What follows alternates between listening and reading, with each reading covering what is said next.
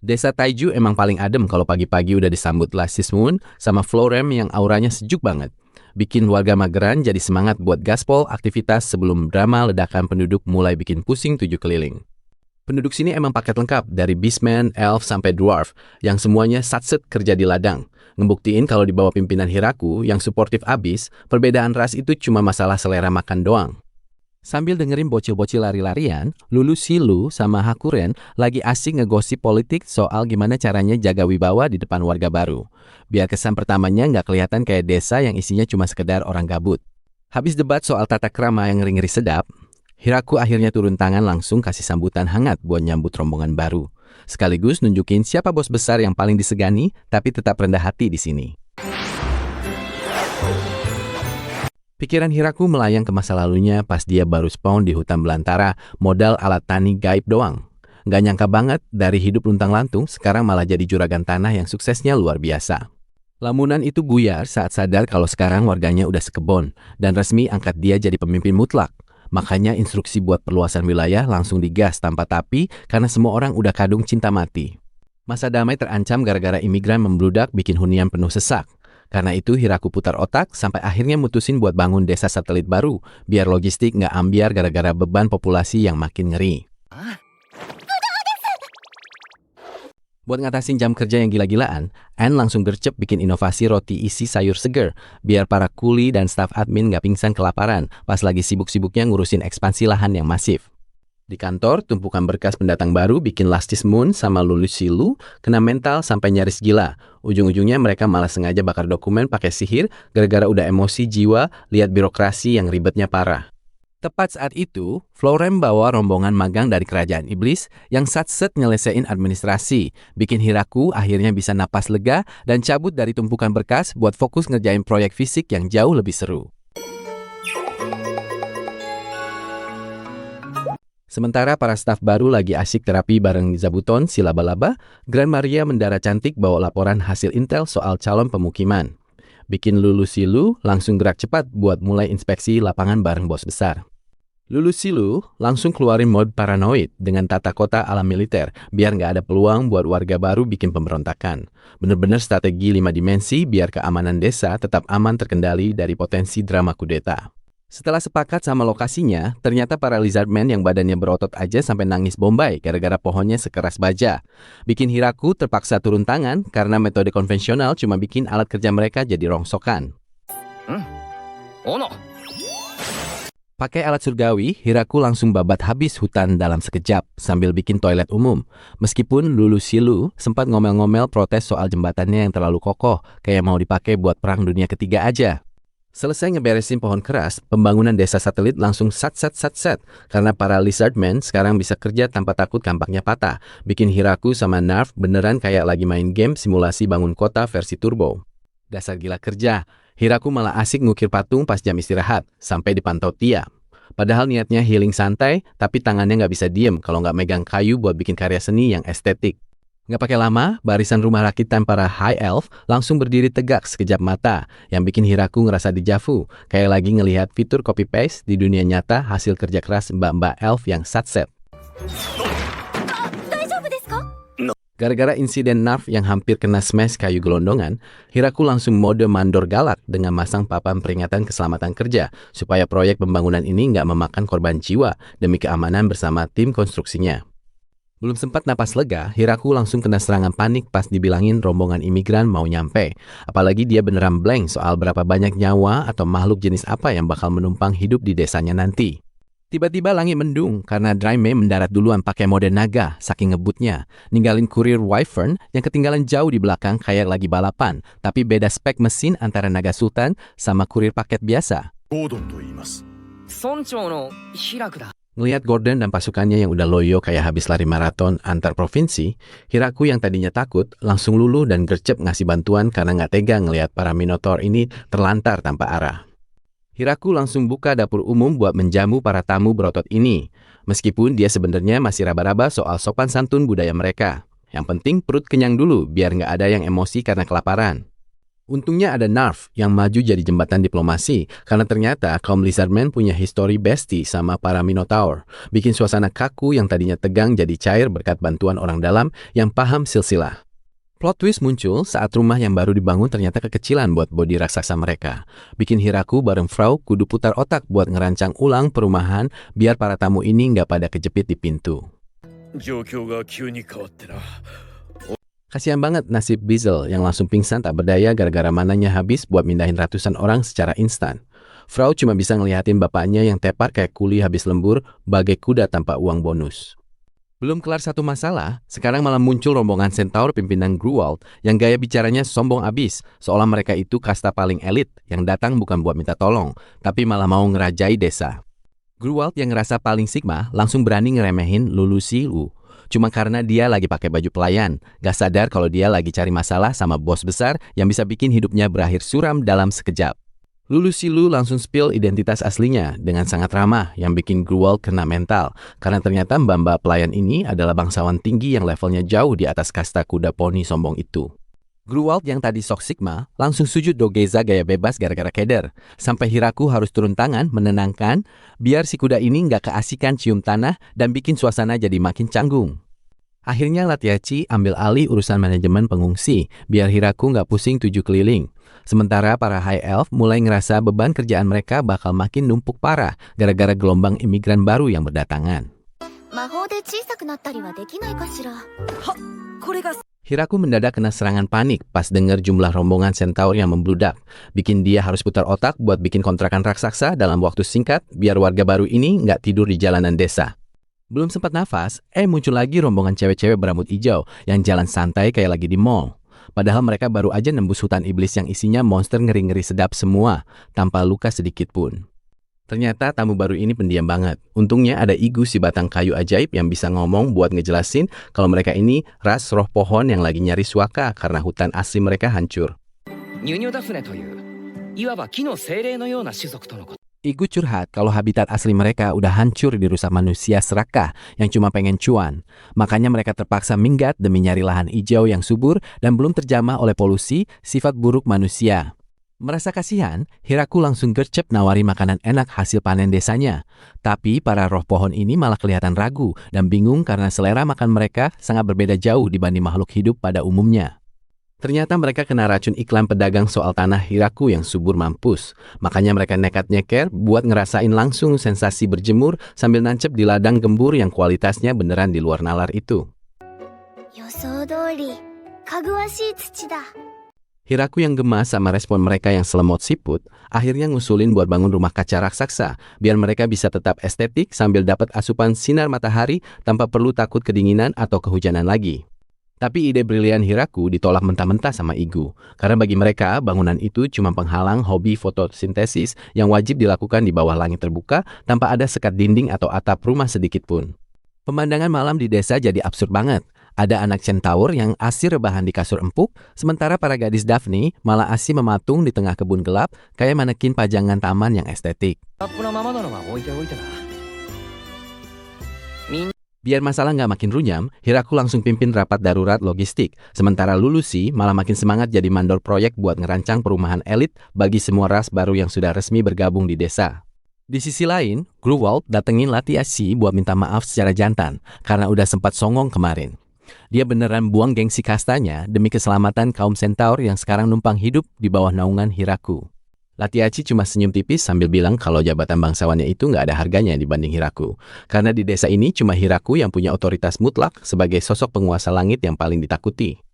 Akal sehat Gruwald langsung ambyar pas tahu Jenderal Iblis pun cuma jadi kuli angkut di sini. Dia pun langsung sujud cium tanah ke Hiraku sampai bikin bos kita itu berkeringat dingin menahan canggung. Hiraku lagi sibuk jadi EO dadakan buat rapat akbar nyambut warga baru yang wujudnya macam-macam, dari sapi sampai batang kayu hidup.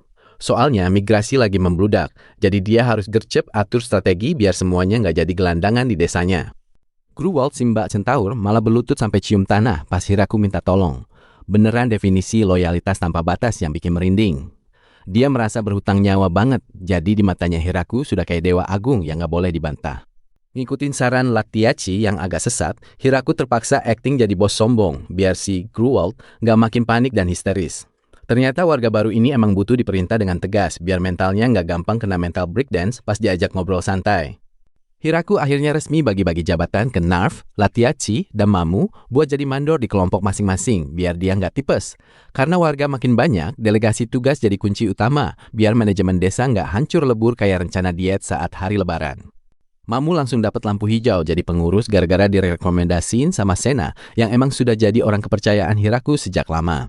Habis urusan jabatan kelar, mereka langsung ganti topik bahas logistik perumahan yang makin ngeri-ngeri sedap buat diurus secepat mungkin.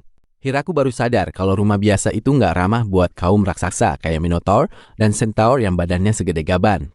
Makanya dia langsung gercep bikin rencana buat buka lahan desa satelit baru, biar warga besarnya nggak perlu nunduk terus sampai pegel linu. Hiraku manggil duo naga Hakuren dan Lasti buat jadi alat berat dadakan buat ngebabat hutan biar progres pembangunannya makin satset. Soalnya kalau pakai cara manual, bisa-bisa musim dingin keburu datang dan warga baru ini malah jadi es krim sebelum rumahnya kelar.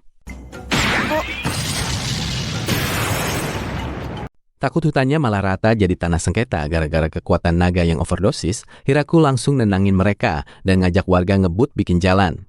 Sinergi antara tenaga naga dan gotong royong warga beneran bikin infrastruktur desa jadi secepat kilat tanpa perlu birokrasi ribet. Sambil jalanan terus dibuka di luar sana, An dan para naga di desa utama malah lagi sibuk nyiapin perlengkapan buat dede bayi yang baru lahir. Meskipun lagi ekspansi wilayah besar-besaran, urusan domestik dan jahit baju bayi tetap jadi prioritas utama biar warga tetap sejahtera. Zabuton asik jahit baju jumbo, sementara Hiraku melongo melihat rumah Minotaur yang langit-langitnya tinggi banget kayak aula konser. Rumah itu didesain khusus buat mereka yang badannya di atas rata-rata, biar kepalanya nggak sering kepentok plafon pas lagi bangun tidur atau ngulet. Hiraku ngecek desain kasur spesial buat Minotaur yang punya lubang buat tanduk, baru setelah itu dia geser ke perumahan kaum Centaur. Ternyata ngurus warga unik ini butuh kreativitas tinggi biar mereka bisa rebahan dengan tenang, tanpa drama tanduk nyangkut di bantal atau selimut. Pintu geser raksasa akhirnya dipasang buat ngelindungin rumah Centaur dari badai, sementara Anne tetap slay ambil alih tugas buat nenangin bayi yang rewel. Perpaduan antara arsitektur unik dan manajemen rumah tangga yang rapi bikin suasana desa tetap kondusif meskipun banyak proyek pembangunan besar. An nolak buat spill rahasia wajah lucunya ke Hiraku, dan nggak kerasa waktu berlalu sampai kedua desa satelit itu akhirnya berdiri tegak sempurna. Berkat bantuan tenaga naga dan kerja rodi para warga, seluruh konstruksi besar ini kelar tepat waktu sebelum musim dingin mulai menyerang. Habis mastiin semua warga aman dan punya atap buat berteduh, Hiraku malah kena serangan bingung pas disuruh nentuin nama resmi buat desa-desa barunya. Masalah administrasi ternyata jauh lebih ribet daripada nebang pohon, apalagi dia harus mikirin identitas yang pas buat urusan logistik. Hiraku pengennya kasih nama sementara aja, tapi Anne langsung gaspol maksa nama final biar dia nggak perlu capek-capek revisi ribuan dokumen penting. Akhirnya gara-gara males debat sama asistennya, terpilihlah nama desa 1-3 yang simple tapi bikin urusan birokrasi jadi anti ribet-ribet klub. Beres urusan nama, Tyr langsung semangat mau kasih gelar resmi ke Hiraku, biar kelihatan makin berwibawa. Tapi si mayor ini emang dasarnya mageran dan ogah ribet sampai Florem datang bawa urusan penting tentang warga desanya. Ras Nyunyu Daphne sempat baper dan merasa dianaktirikan gara-gara nggak punya desa khusus.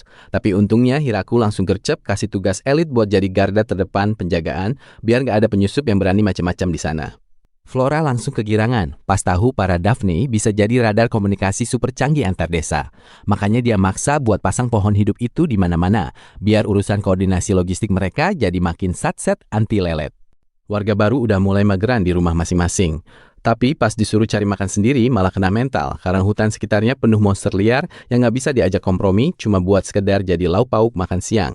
Hiraku kaget setengah mati dengar laporan kalau Minotaur ternyata aslinya tim agraris dan para Centaur itu cupu banget kalau disuruh berburu di hutan. Niat mau pesta daging malah zong gara-gara mereka salah spesifikasi keahlian bertahan hidup.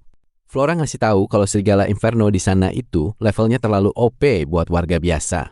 Makanya strategi berburu massal langsung dipensiunkan dini dan diganti fokus ke pertahanan desa pasif agar tidak ada warga yang jadi tumbal. Setelah dijamin sama Florem kalau para Daphne bisa baku hantam dengan sangat estetik, para warga pun mulai berani buka lahan buat bertani tanpa rasa takut bakal diculik monster hutan yang haus darah sewaktu mereka sedang bekerja. Semangat bertani Minotaur dan Centaur ternyata nggak cukup buat lawan cuaca. Benih yang mereka tebar malah mampus kedinginan gara-gara maksa nanam di musim yang salah. Bener-bener definisi semangat membara, tapi strategi nol besar dan berakhir menyedihkan. Hiraku baru sadar kalau selama ini dia bisa panen brutal itu murni berkat cheat alat tani ajaibnya yang terlalu sakti. Sementara orang normal harus nangis darah menghadapi realita alam yang gak kenal belas kasihan pada petani pemula. Meskipun alatnya bisa manipulasi alam sesuka jidat, Hiraku sadar dia nggak punya jurus 1000 bayangan buat mengurus semua ladang sendirian. Makanya dia terpaksa menyerahkan urusan perut ke tangan para warga secara manual lewat bimbingan cara tradisional. Akhirnya Gordon si Minotaur diangkat jadi suhu pertanian buat ngajarin cara menanam gandum pakai metode konvensional, biar para warga nggak cuma bengong dan bisa tetap survive pas musim dingin yang membekukan mulai datang menyerang desa mereka. Pas ngelihat warga kerja Rodi menanam manual yang lambatnya minta ampun, Hiraku mendadak jadi sangat religius dan pengen bikin kuil buat apresiasi kemudahan yang dikasih sama dewa pertanian lewat alat saktinya yang sangat membantu selama ini. Kuil pun jadi dengan patung kakek-kakek legendaris hasil imajinasi liar Hiraku yang ngasal, padahal dia nggak tahu kalau wujud dewa aslinya beda jauh sama ukiran kayu yang dia bikin dengan penuh rasa bangga dan sangat percaya diri.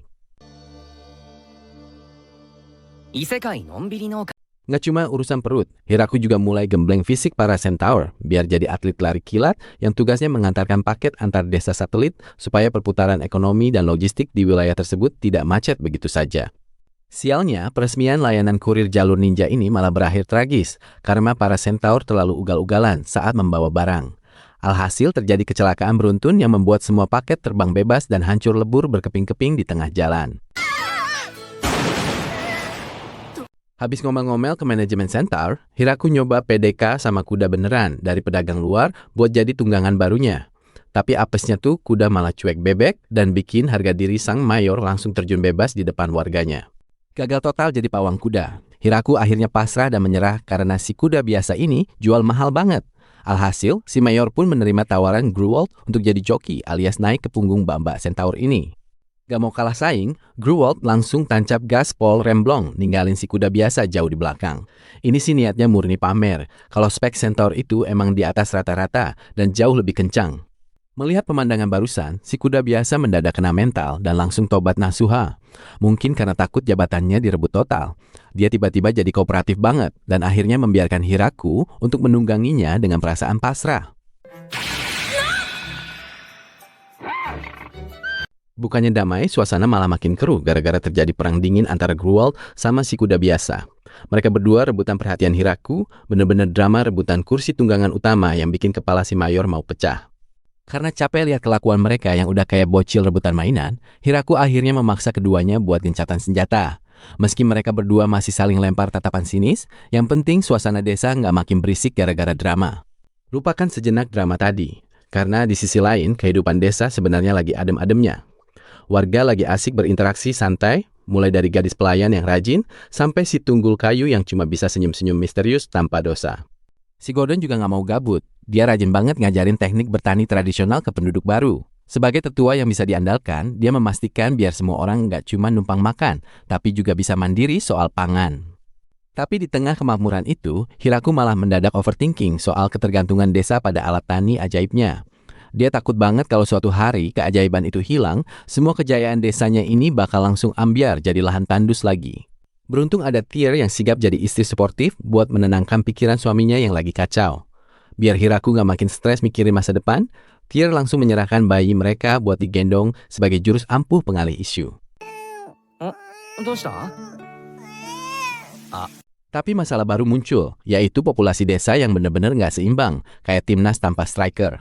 Gara-gara gelombang warga baru semuanya cewek, ketimpangan gender di desa raksasa ini jadi benar-benar ekstrim dan mulai bikin ngeri. Sadar kalau 99% warganya itu kaum Hawa, Hiraku langsung cari cara biar keturunan mereka nggak mandek. Dia pun bertanya ke Gordon soal kemungkinan pria Minotaur buat bantu menambah populasi lewat jalur kawin silang. Sayangnya niat baik itu malah bikin Gordon salah paham, sampai gemetaran ketakutan dikira mau diajak perang. Pas udah jelas, terungkaplah fakta pahit kalau ukuran pria Minotaur itu terlalu gede, jadi nggak bakal cocok buat ras lain. Gagal total di rencana pertama, Hiraku yang udah putus asa akhirnya mencoba peruntungan ke ras Centaur. Dia langsung menginterogasi Gruwald buat cari tahu apakah ada stok cowok dari bangsanya yang bisa dijadikan bibit unggul di desa. Pas dengar kalau cowok centaur itu langka banget, otak Hiraku langsung muter cari celah hukum. Dia bertanya apa para cewek centaur mau nikah silang. Tapi pertanyaannya yang ambigu malah bikin situasi jadi makin gawat darurat. Tanpa diduga, Cruwald malah salah tangkap dan mengira Hiraku lagi minta jatah biologis ke dia secara langsung. Bukannya nolak, dia malah jadi agresif banget dan siap menyerahkan diri lahir batin, bikin si Mayor langsung panik. Pemandangan desa pohon besar lagi estetik banget gara-gara salju turun, bikin anak-anak kecil asik main salju tanpa beban. Bener-bener definisi vibes damai sebelum drama dimulai di tengah musim dingin yang dinginnya nembus tulang. Di dalam rumah, Hiraku sama Lulusiru lagi nge-chill sambil mukbang keju lumer yang ngeri-ngeri sedap. Tapi momen santuy ini malah bikin Hiraku kepikiran soal program diet ekstrem warga desa yang makin mengkhawatirkan.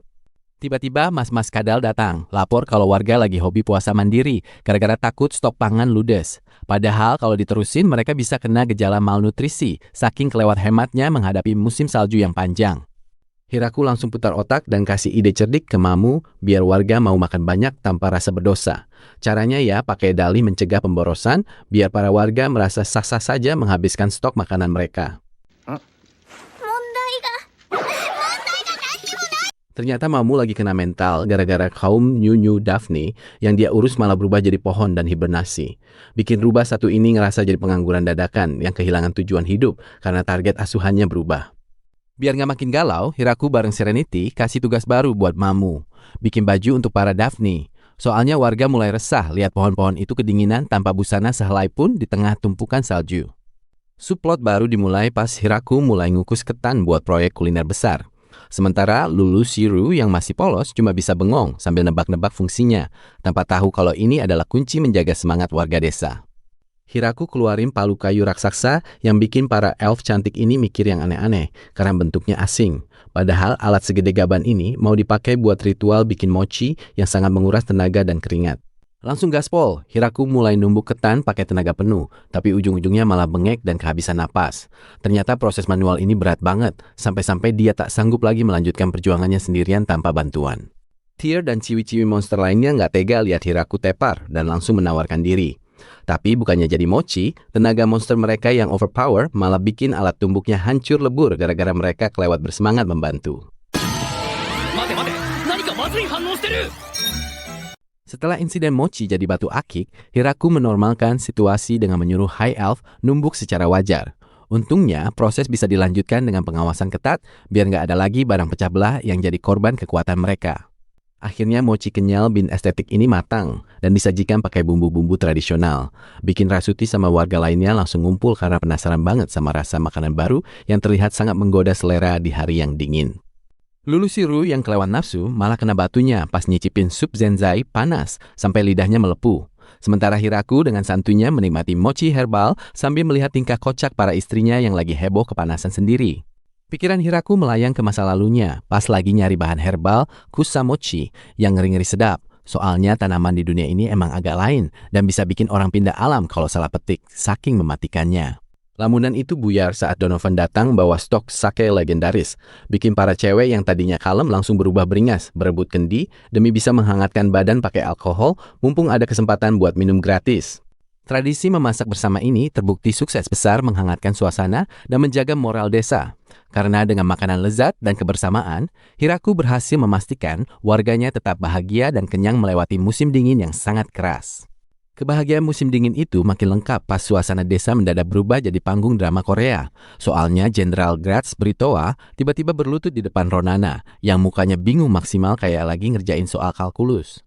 Pikiran Hiraku melayang ke masa lalunya saat Bezel mulai spill tea soal alasan Gratz yang bucin parah sejak pandangan pertama sampai rela ninggalin jabatan penting di istana demi ngejar cinta sang ayang.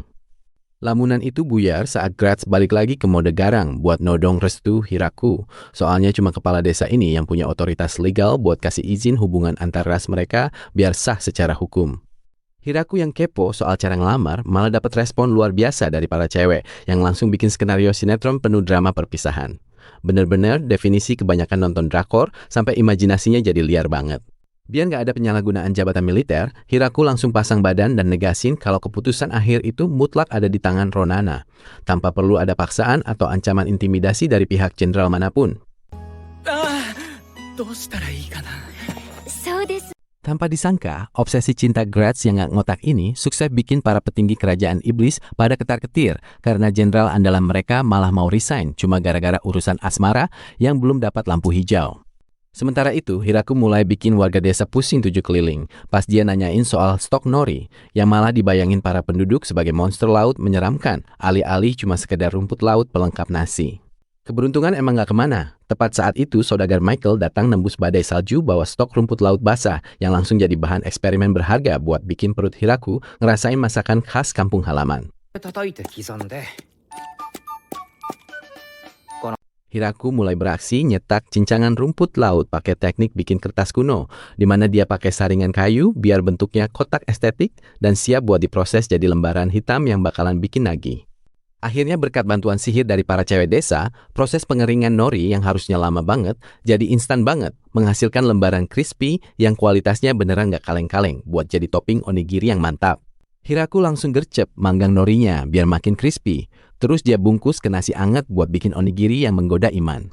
Sampai-sampai Mamu dan para cewek lainnya auto ngiler lihat bekal estetik yang satu ini. Gak puas cuma makan nasi, mereka lanjut pesta mochi bakar yang dilumuri saus rahasia dan dibalut nori. Bikin Lulu Siru meremelek keenakan gara-gara perpaduan rasa yang beneran di luar nalar dan bikin nagih. Insting cuan Michael langsung meronta-ronta pengen borong nori buat dijual keluar desa. Tapi Hiraku langsung kasih paham kalau stoknya masih terbatas banget. Bikin si saudagar ini gagal dapat slot eksklusif untuk ekspor nori. Gagal dapat nori, Michael malah coba-coba lirik stok miras desa yang bikin dia kena semprot para gadis penjaga alkohol. Emang beneran deh, cari perkara sama barang paling sakral di map ini tuh berisiko tinggi. Pas malam tiba, Hiraku mulai sibuk kipas-kipas nasi sambil nyampur cuka biar dapat tekstur ala restoran sushi bintang 5. Persiapannya beneran niat banget demi punya bekal praktis buat jalan-jalan pas musim semi nanti. Ternyata warga sini masih trauma makan ikan mentah, jadi Hiraku putar otak pakai teknik gulung tikar bambu buat bikin sushi roll yang isinya mateng semua, biar para main nggak pada ketakutan lagi pas jam makan. Biar rasanya makin meledak di mulut, dia tambahin mayones plus daging kepiting yang seger banget. Sebuah kombinasi maut yang dijamin bakal bikin siapapun yang nyobain langsung lupa kalau mereka lagi diet ketat musim dingin. Walaupun hasil gulungan si mayit rambut merah bentuknya agak abstrak dan berantakan, nyatanya Rasuti sama Frau Rem tetap lahap makannya. Emang bener kata pepatah, kalau rasa itu jauh lebih penting daripada sekedar penampilan visual doang. Hiraku kasih kuliah singkat soal fungsi cuka sebagai pengawet sampai Lulusi terharu pengen nangis, bertepatan dengan salju yang mulai cair, tanda kalau masa rebahan di musim dingin resmi berakhir bagi seluruh warga desa tersebut. Mada hayai. Pagi hari yang cerah langsung disambut sama rapat penting buat bahas festival. Tapi ide Hiraku malah ditolak mentah-mentah sama warga. Gawat banget sih, padahal dia cuma mau bikin suasana desa jadi lebih asik dan meriah. Ide absurd kayak lempar tomat sama kejar-kejaran keju malah bikin warga sini kena mental dan trauma. Mereka nganggap tradisi manusia bumi itu beneran ngeri dan cuma buang-buang makanan yang udah susah payah dipanen sebelumnya. Akhirnya Hiraku nyerah dan balikin konsep festival ke adat lokal. Tapi malah muncul drama baru karena tiap ras punya tradisi yang beda jauh. Bikin suasana rapat jadi makin panas dan para warga nyaris adu jotos. Hiraku lagi asik keliling desa buat mantau warga yang mendadak jadi atlet dadakan. Padahal niatnya cuma bikin festival lucu-lucuan, tapi semangat warga malah bikin dia ngeri-ngeri sedap aseli. Frau Rem mendadak jadi coach galak yang ngasih latihan ala militer ke ciwi-ciwi desa. Gara-gara jiwa kompetitifnya meledak sampai rutinitas santai berubah jadi ajang siksaan fisik yang hakiki tanpa filter. Hiraku langsung kena mental pas lihat pegawai kantoran juga ikutan latihan barbar. Soalnya dia kira ini cuma acara olahraga santai, bukan ajang pamer otot yang bikin jidatnya keringat dingin parah. Suasana desa makin gak masuk akal pas bocil-bocil sama Makura si laba-laba raksasa ikutan latihan keras. Mereka semua benar-benar terobsesi pengen jadi yang paling sepuh di festival olahraga ini.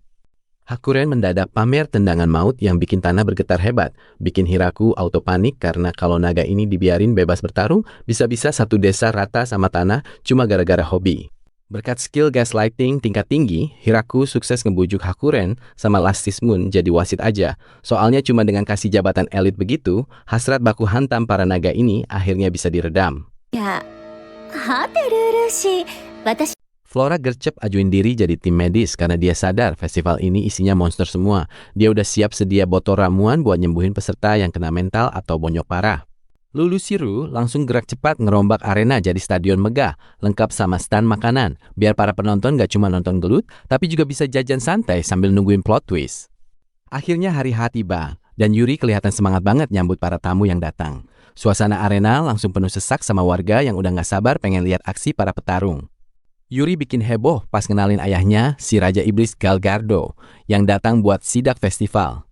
Kehadiran tamu VIP ini beneran bikin suasana jadi makin berat karena auranya yang enggak main-main. Aura ngeri Galgardo langsung lenyap pas disapa sama Doze si naga kuno.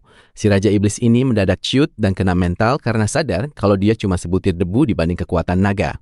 Untungnya Hiraku sigap nyairin suasana biar Galgardo sama Doze nggak canggung lagi pas duduk bareng. Diplomasi lewat obrolan santai ini sukses nyegah terjadinya perang dunia di atas tribun VIP desa. Pidato singkat Hiraku yang sebenarnya biasa aja malah disambut sorakan gila-gilaan dari seluruh warga. Harisma sang kepala desa ini emang gak ada obat, sampai bikin semua orang makin semangat buat gelut.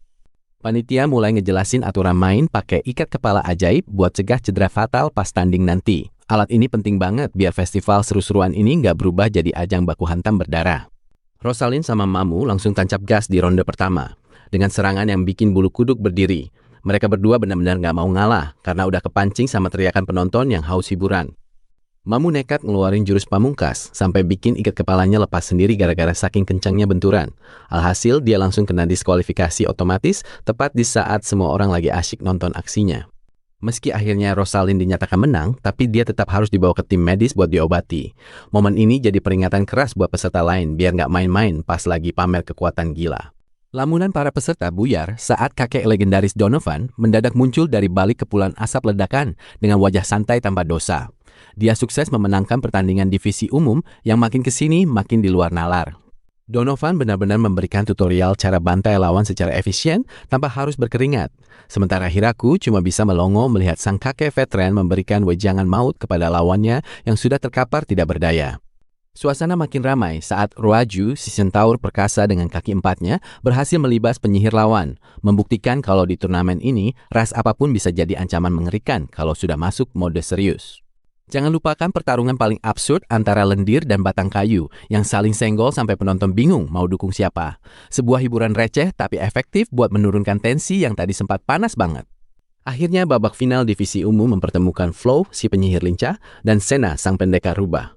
Keduanya masuk arena dengan aura intimidasi tinggi yang bikin para penonton otomatis fokus untuk menunggu aksi gila mereka. Pertarungan mereka berdua beneran ngeri-ngeri sedap karena sihir ledakan Flow terus-terusan diadu sama kecepatan fisik Sena yang gila. Benar-benar adu mekanik tingkat tinggi demi gelar juara yang cuma tersedia untuk satu orang saja. Plot twist malah terjadi tepat saat serangan puncak mereka. Berdua beradu sampai bikin keduanya terpental keluar ring secara bersamaan. Alhasil, wasit pun bingung karena pertandingan final ini berakhir dengan skor seri. Hiraku tetap bangga melihat semangat warga desanya dan langsung bagi-bagi medali emas ke Donovan serta peserta lain. Momen pembagian hadiah ini terasa sangat damai, meski sebelumnya arena sudah hancur lebur berantakan. Setelah divisi umum kelar, sekarang waktunya para monster kasta tinggi unjuk gigi di divisi elit. Flora pun sempat-sempatnya kasih candaan receh ke Hiraku biar suasana tegangnya sedikit mencair sebelum perang besar dimulai. Match pertama divisi elit langsung menyuguhkan duel antara Uno, si serigala maut, melawan Junea, si manusia ular. Bayangkan saja, duel beda ras ini langsung bikin arena bergetar karena aura kekuatan mereka sangat berat. Kasihan melihat Junea yang sebenarnya gemetaran parah gara-gara trauma masa lalu, ras Lamia, saat harus berhadapan dengan pemangsa. Tapi dia berusaha tetap tegar berdiri demi harga diri di depan ribuan mata penonton. Tanpa kasih ampun, Uno langsung berubah ke wujud aslinya yang super raksasa dan mengerikan, sampai bulu kuduk semua orang berdiri. Junea pun cuma bisa pasrah melihat monster di depannya yang sudah mode dewa. Lanjut ke match kedua, ada Daga si manusia kadal yang harus meladeni Makura si laba-laba lincah keturunan Zabuton. Sepertinya Makura ingin pamer kalau jaring buatannya bukan cuma buat pajangan rumah saja, tapi mematikan. Daga dipaksa menggunakan insting bertahan tingkat tinggi buat menahan serangan udara Makura yang datang dari segala arah. Dia benar-benar fokus menjaga keseimbangan biar tidak gampang jatuh kena jebakan yang sudah disiapkan lawan. Ternyata kecerdasan Makura dalam memasang jaring transparan bikin Daga terjebak dan tidak bisa gerak sama sekali. Kemenangan mutlak pun diraih sang laba-laba yang sukses bikin lawannya kalah telak tanpa bisa membalas. Kini giliran Jas, elf gunung, yang membawa gada besar buat melawan kecepatan legendaris Garf, si Wolfkin. Ini benar-benar duel antara kekuatan penghancur beton melawan atlet lari maraton yang gesitnya minta ampun. Garf pamer kemampuan lari zigzag yang bikin pusing sampai semua ayunan gada. Ya cuma mengenai angin saja, si elf cantik itu makin emosi jiwa karena lawannya cuma bayangan yang mustahil untuk disentuh. Karena merasa serangannya tidak ada yang tembus pertahanan Garf yang licin banget, ia akhirnya angkat tangan dan menyerah secara jantan daripada harus buang-buang tenaga buat mengejar bayangan yang tidak pasti. Pertandingan keempat makin seru karena melibatkan Grammaria, si malaikat bersayap melawan Lea. Wasit pun terpaksa mengubah aturan terbang biar adil dan tidak ada yang merasa dicurangi pas lagi asyik baku hantam di udara. Pertandingan udara Grammaria dan Lea makin panas, sampai panah bertebaran di mana-mana kayak hujan gratisan. Mereka benar-benar adu mekanik demi jadi pemenang babak 4 yang peraturannya baru aja direvisi oleh panitia. Grammaria pinter banget memanfaatkan silau matahari buat serangan menukik dari titik buta yang bikin Lea langsung kena mental. Serangan kejutan ini sukses bikin musuhnya langsung terjun bebas menuju tanah tanpa sempat minta ampun. Namun Lea nggak mau kalah dan langsung mengeluarkan jebakan daun meledak pas lagi dikunci mati oleh lawannya. Ledakan jarak dekat itu bikin mereka berdua kena damage maksimal sampai akhirnya baku hantam ini berakhir seri. Sementara itu di laga elit, Tia menunjukkan kelasnya yang di luar nalar dengan mendominasi lawan tanpa perlawanan sama sekali. Jurang kekuatan mereka kelihatan jauh banget, kayak membandingkan pemain pro dengan bocil yang baru login. Nggak mau kalah saing, si vampir Lulu langsung menyapu bersih, lawannya pakai aura intimidasi yang ngeri-ngeri sedap. Dia sengaja gaspol biar rekam jejaknya seimbang sama Tia sebelum mereka akhirnya bertemu di partai puncak nanti. Akhirnya duel yang ditunggu-tunggu tiba saat dua rival kasta tertinggi yaitu Tia dan Lu saling berhadapan secara frontal. Mereka langsung melepaskan tenaga penuh sampai menciptakan ledakan sonik yang bikin penonton di sana auto tahan napas. Laju tebasan mereka di atas langit makin gak masuk akal, sampai-sampai Hiraku harus pakai kacamata khusus buat memantau pergerakan mereka. Saking cepatnya mata manusia biasa cuma bisa melihat percikan api dan perubahan cuaca. Tanpa disangka, pertarungan elegan tadi berubah jadi adu jotos jalanan yang membabi buta, karena mereka berdua udah terlalu asik menikmati baku hantam. Teknik sihir mah lewat, yang penting bisa puas saling bertukar memar fisik. Ternyata perisai fisik Tia masih terlalu alot buat ditembus, sampai akhirnya dia keluar jadi juara sementara. Lu cuma bisa merajuk. Penyihir itu tumbang kehabisan bensin magis, tepat setelah serangan terakhirnya dinyatakan gagal total. Plot twistnya, si laba-laba Makura tiba-tiba muncul dan langsung membungkus Tia pakai jaring lengketnya. Dalam satu kedipan mata, monster ini pun dinobatkan jadi yang terkuat setelah memanfaatkan kelelahan sang juara di akhir turnamen. Tepat saat Hiraku mau menutup acara dengan damai, duo naga Hakuren dan Lastismun malah bikin rusuh karena gatal pengen ikut bertarung. Mereka menuntut kompensasi berupa laga eksibisi destruktif karena merasa bosan cuma jadi pengamat. Adu gengsi para naga ini malah memicu reaksi fusi kiamat yang menciptakan pilar cahaya raksasa sampai menembus luar angkasa. Dampaknya, wilayah sekitar langsung rata jadi kawah mati dan bikin para warga desa cuma bisa pasrah. Usai kiamat mereda, Hiraku langsung mengambil alih kendali dengan memberikan hukuman omelan maut ala orang tua kedua naga yang lagi tantrum itu. Mereka akhirnya terdiam sambil menangis bombay setelah ditegur keras oleh sang kepala desa.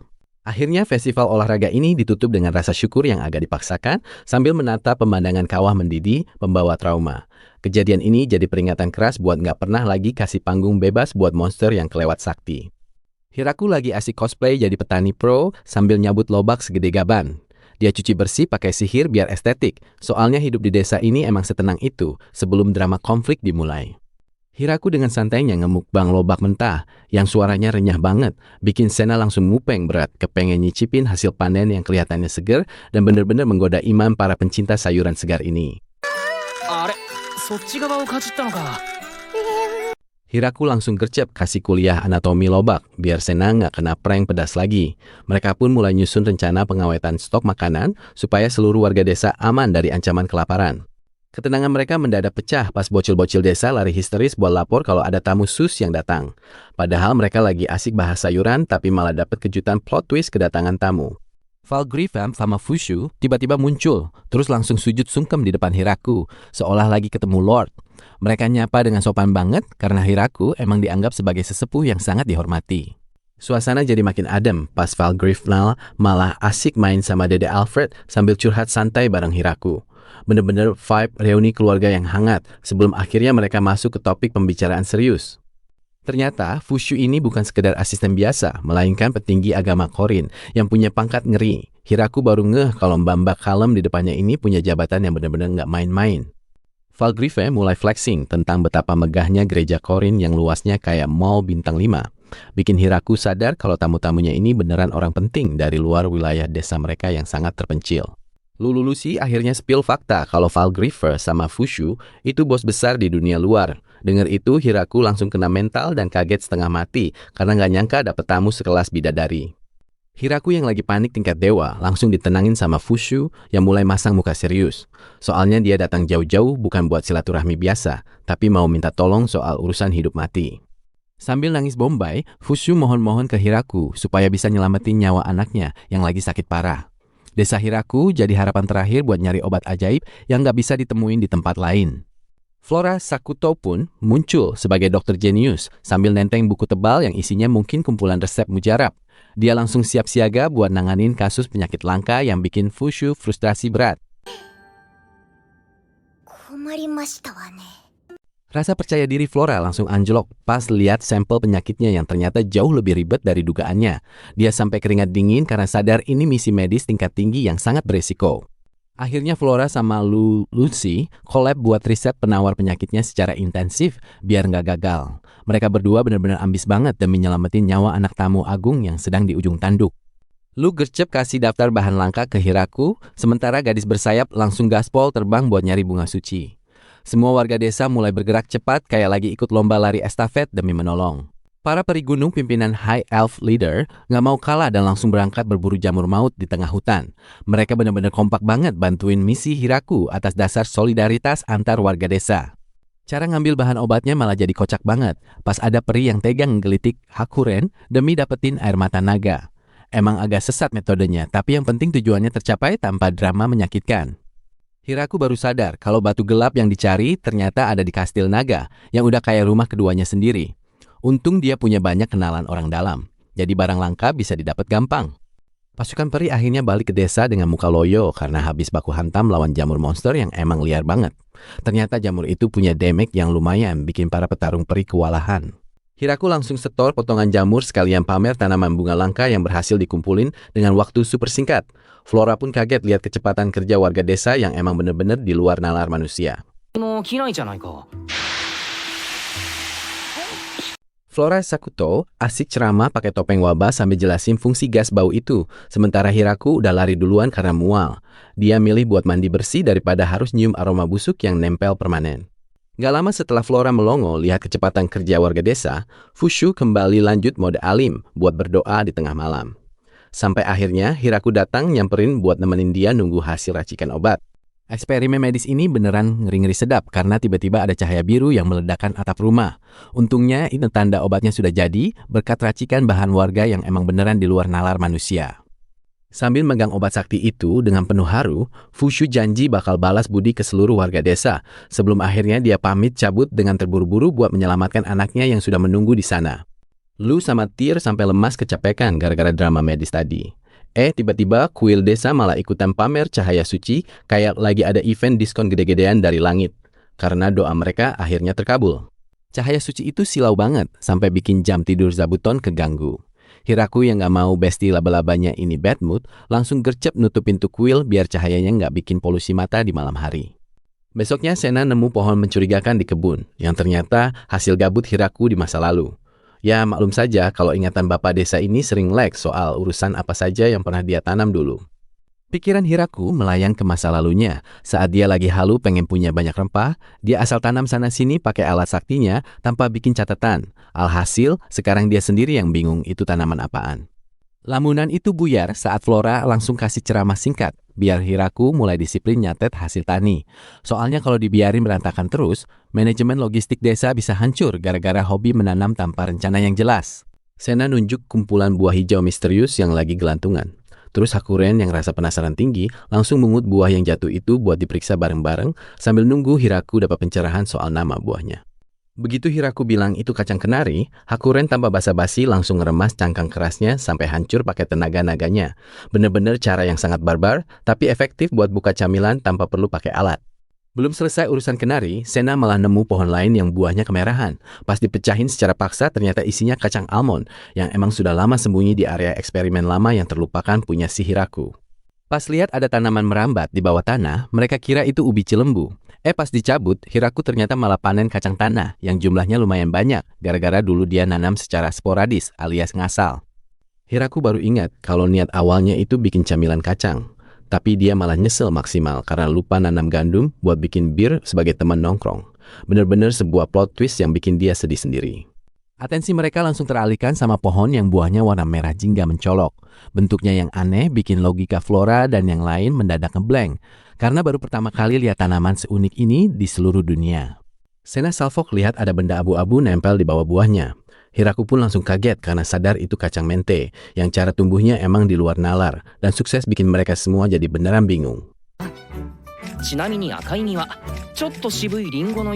Akhirnya semua hasil panen dipanggang sampai aromanya bikin ngiler.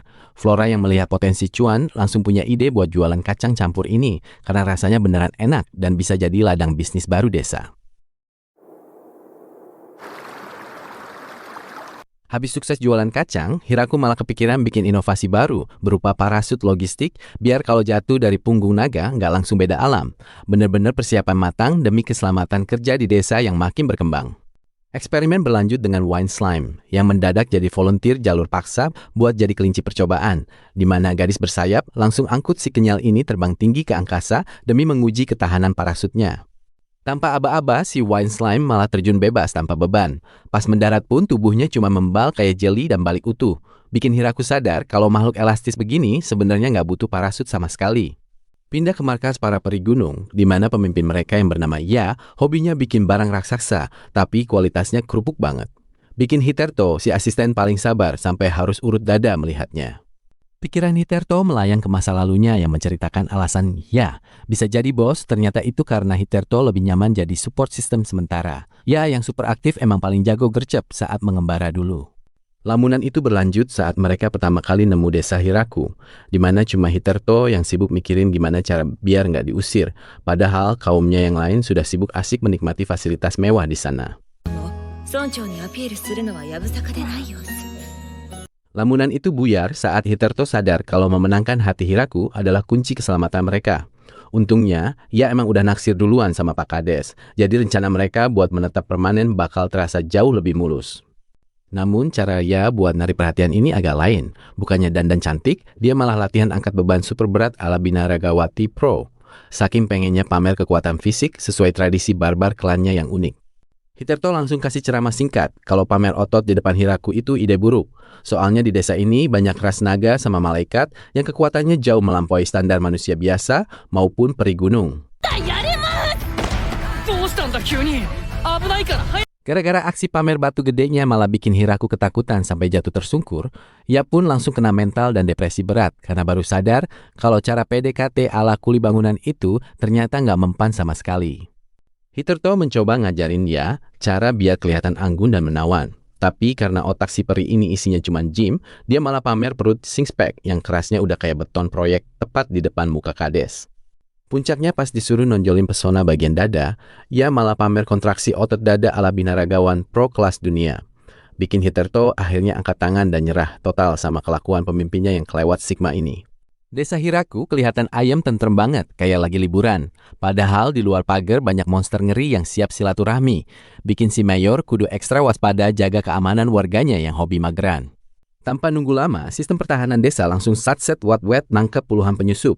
Apalagi para harpi ini emang ngeri banget, sampai musuh kena mental dan pasrah aja diringkus sebelum sempat bikin drama.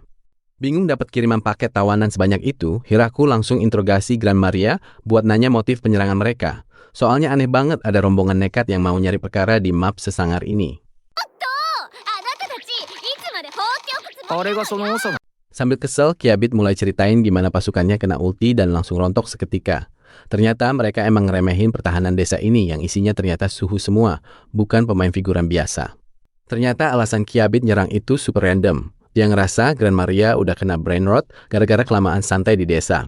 Padahal menurutnya, kehormatan ras malaikat itu sakral banget dan nggak boleh buat mageran. Gran Maria akhirnya ngasih pencerahan soal aturan nikah ras malaikat yang kaku banget. Biar si Mayor paham kalau ini tuh masalah harga diri yang lagi meledak, bukan murni mau bikin aksi kriminal. Sadar kalau akarnya cuma masalah iri tanda tak mampu, Hiraku mutusin buat beresin drama konyol ini sekarang juga. Dia langsung mode serius buat ambil kendali, biar urusannya nggak makin panjang lebar. こうして捕まえた以上、どんな扱いをしよう。 Begitu ditawarin damai, ras Harpy langsung sujud tobat massal demi dapat jatah makan enak. Bikin Kiabit jerit-jerit nggak percaya pas lihat sekutu setianya malah milih jadi pengikut Hiraku yang lebih prospek. Supaya para malaikat lain mau join, Hiraku mainin taktik psikologis dengan numpahin semua dosa ke pundak Kiabit. Tujuannya sih simple, biar bawahan lainnya ngerasa aman pas mutusin buat pindah haluan ke kubunya. Taktik gaslighting itu sukses besar karena barisan malaikat langsung gaspol nyembah Hiraku sambil mohon perlindungan, ninggalin Kiabit sendirian yang cuma bisa melongo lihat pasukannya kompak banget buat berkhianat secara berjamaah. させてもらう。残ったのは一人だけだがどうする？ Meski udah jadi jomblo tanpa pasukan, Kiabit masih tetap keras kepala dan nantang Hiraku pakai hukum adat malaikat. Dia beneran gengsi maksimal kalau harus kalah gitu aja sama manusia yang dia anggap cupu. Gran Maria yang yakin banget bosnya bakal menang langsung bawa mereka ke aula buat mulai 5 tahap ujian. Soalnya ini satu-satunya jalan biar si Kiabit bisa gabung ke desa tanpa banyak drama lagi. Pas tahap pamer harta, Kiabit minta emas yang jumlahnya nggak ngotak buat ngetes dompet Hiraku. Tapi si Mayor malah nyantai aja nunjukin kekayaannya yang bikin mata Kiabit langsung melotot kena mental seketika. Masih nggak terima kalah telak di adu dompet, Kiabit yang keras kepala ini maksa lanjut ke ronde 2 buat ngetes otak Hiraku. Dia beneran gengsi maksimal kalau harus angkat kaki tanpa perlawanan. Kali ini mereka main ambil-ambilan batu alias game NIM yang legendaris. Kiabit langsung pasang muka paling jenius sedunia karena yakin banget strategi ala malaikatnya ini nggak bakal bisa ditembus manusia biasa. Tapi sayangnya, Hiraku ini bukan manusia sembarangan. Soalnya dia langsung keluarin jurus matematika tingkat dewa. Bikin strategi Kiabit hancur berkeping-keping cuma lewat hitungan probabilitas yang bikin otak si malaikat ini nge-lag parah. Karena udah kena mental 2 kali, Kiabit yang makin panik akhirnya ngajak adu fisik pakai senjata rahasia paling mematikan. Dia udah mulai senyum-senyum sendiri ngebayangin Hiraku bakal gemeteran lihat bantuan yang dia panggil. 相手は誰だ？ Kiabit dengan bangganya ngenalin sosok vampir elit yang konon ditakuti seluruh ras malaikat buat jadi lawan Hiraku. Dia berharap sang mayor bakal langsung minta ampun lihat aura gelap dari kawan barunya itu. Ternyata plot twistnya ngeri banget karena vampir itu istrinya Hiraku sendiri. Alhasil ujian maut tadi berubah jadi game tebak jari yang super unyu sampai bikin Kiabit melongo lihat ujiannya dilecehkan begitu saja. Bahkan pas naga raksasa Dryme muncul buat nakut-nakutin, ternyata dia cuma mau setor muka ke bestinya si Hiraku.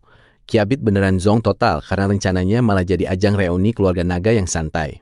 Udah kehabisan akal sehat, Kiabit akhirnya nekat naruh semua nasibnya di lemparan 1 koin keberuntungan. Ini beneran langkah putus asa demi nyelatin harga dirinya yang udah mulai retak kena mental berkali-kali hari ini. Dasar emang si paling gak mau kalah. Pas lihat hasil koinnya bakal bikin dia kalah lagi, Kiabit malah main curang dengan nendang tuh koin biar hasilnya berubah. Beneran definisi red flag banget kelakuannya. これで試練は達成ですね。 Untungnya ada Tia yang langsung turun tangan buat ngeberesin drama curang ini. Dia kasih ultimatum keras yang bikin Kiabit auto nurut dan kalah berani banyak cincong lagi di depan semua warga desa.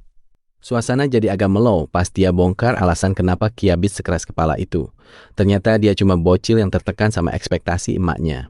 Bikin Hiraku yang tadinya mau marah malah jadi kasihan sama dia. Emang dasarnya Hiraku berhati malaikat, dia malah maafin Kiabit dan ngajakin dia gabung jadi warga desa. Sebuah tawaran yang bikin beban di pundak Kiabit langsung hilang dan diganti sama rasa lega yang maksimal. Akhirnya para malaikat ini malah asik pesta miras bareng Harpy sambil ngeronda jagain langit desa. Mereka beneran udah ngeblend banget sama warga lokal dan siap jadi security udara paling elit di dunia isekai. Pagi yang damai berganti jadi siang yang cerah di bawah bayangan pohon raksasa. Hiraku tadinya ngira hari ini bakal slow aja.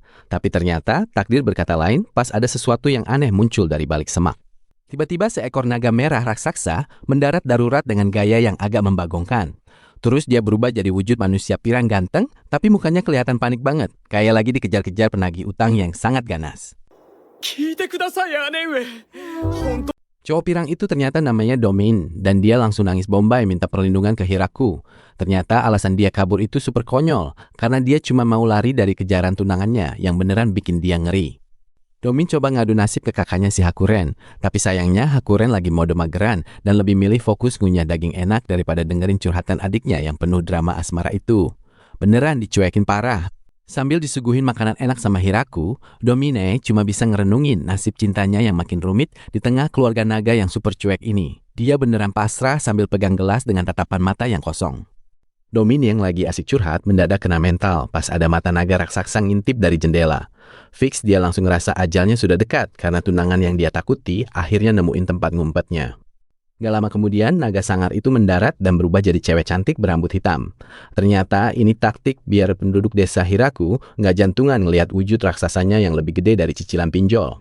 Meskipun Kwon senyum manis dan nyapa sopan, Domin tetap gemeteran parah, sampai keringat dingin, ngeri-ngeri sedap karena dia tahu di balik senyum itu ada ancaman maut yang siap bikin hidupnya tamat seketika.